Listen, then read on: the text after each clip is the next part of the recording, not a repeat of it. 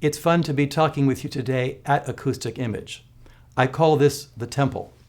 This is where Yarlung Records was actually born. And what that means is, well, I should back up. There's a triumvirate of engineers at Yarlung Records. Elliot Midwood is one of them. Arian Jansen is another. They're the geniuses, and I'm the third engineer who's the beneficiary. The way this works is I actually came here to listen to our first recordings with Elliot because of his ear. And we spent a lot of time not liking a lot of what I had done. So the plan from that standpoint, from that day forward, was to figure out how can we do this better and better and better. Well, this is an addictive process because there's nothing that ever approaches perfection, but you're always trying to get closer. And so over the years, Elliot, in fact, designed for us our microphone preamplification. We've modified the many times original 50s and 60s vacuum tube microphones that we use. The microphone preamp that we use is actually an early version of what will become a Yarlung audio preamp for regular playback. That's particularly beautiful. Actually, you can see it here. Arian Jansen, who actually helps me during the recording sessions, he's usually our guy on the tape deck, built the ATR-12 for Yarlung. There are two in the world. He has one and we have the other one. That's the transport part of it that I'll play for you in a few minutes.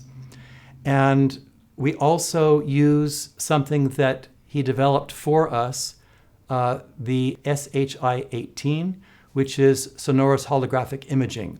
We tend toward vintage vacuum tube microphones. The one we used for this project used to belong to Frank Sinatra.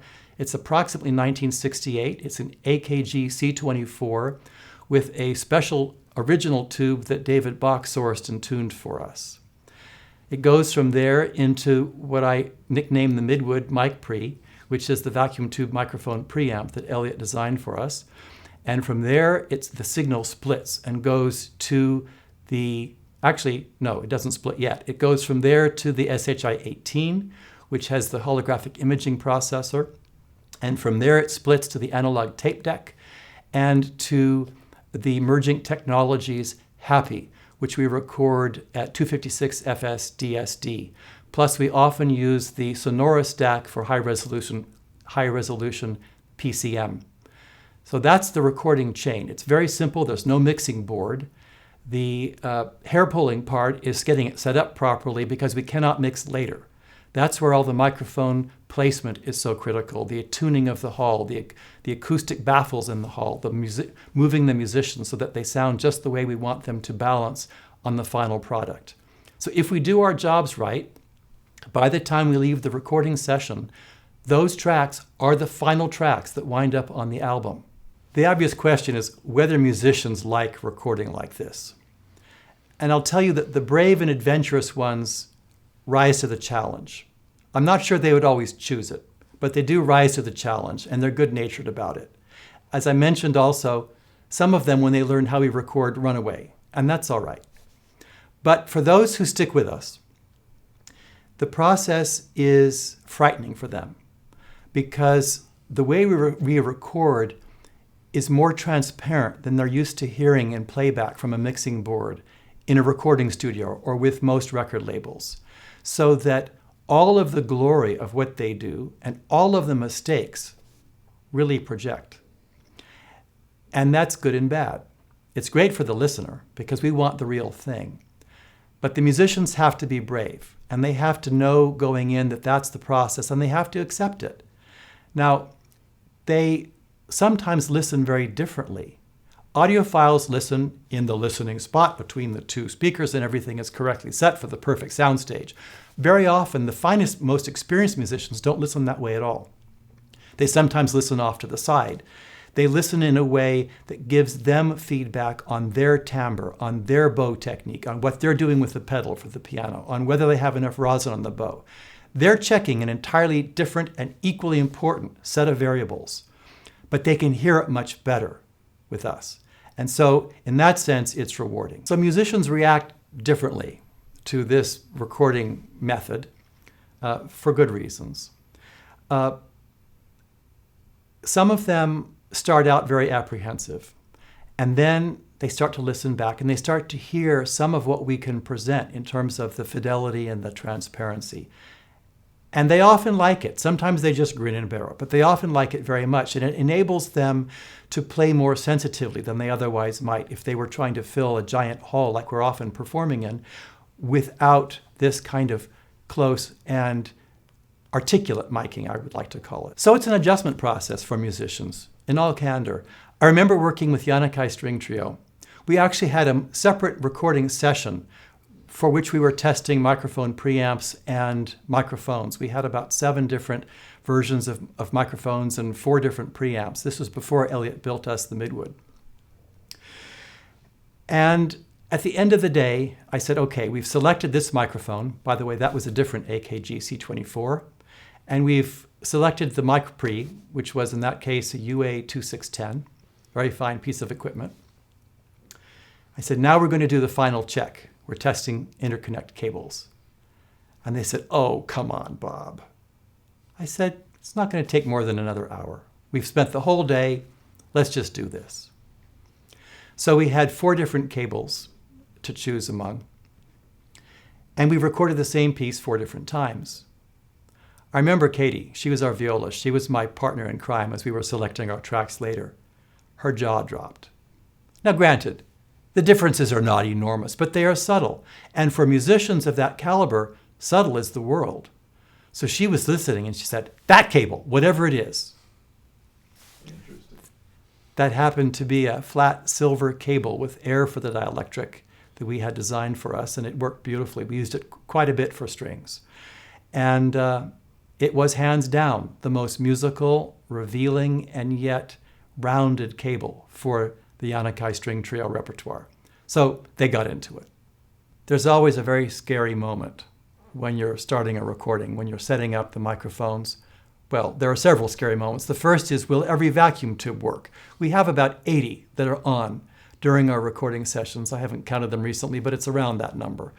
And if one of them fails, we have replacements for some, but not all. They're not all made anymore. So that's always a worry. But assuming we get past the technical issues, setting up the microphones, recording the way we do, is a frightening process because we have maybe an inch of leeway for that optimum sweet spot for the main central stereo microphone that captures most of the recording. And we have to find that spot and tune the hall. And that can be a long, drawn-out process. I'll tell you a story. When we did the All Things Common recording, music by Takacs Assad, now famous as the Agnus Dei composer at the royal coronation for Charles III. Actually, he was famous before then, but now world famous. We did a spectacular choral project. He wrote all the music with Pacific Chorale, which we recorded at Segerstrom Center in Orange County. The setup was not going well. I naively thought that because we had just recorded Lifeline Quartet, 4 singers, in the same space 6 months earlier, that I knew how to do it. Well, I was quite wrong. First of all, we had 30 singers, plus a string quartet and a bass. Not the same environment at all. We started out more or less like we did with Lifeline. The sound was awful. Not just not good, it was awful. It wasn't pedestrian, it was terrible. And we were all in agreement that it was awful. Rob, the conductor, Takacs was shaking his head. I was upset. Arian was worried. It was terrible. Fortunately, their good nature prevailed, and they didn't terrorize me.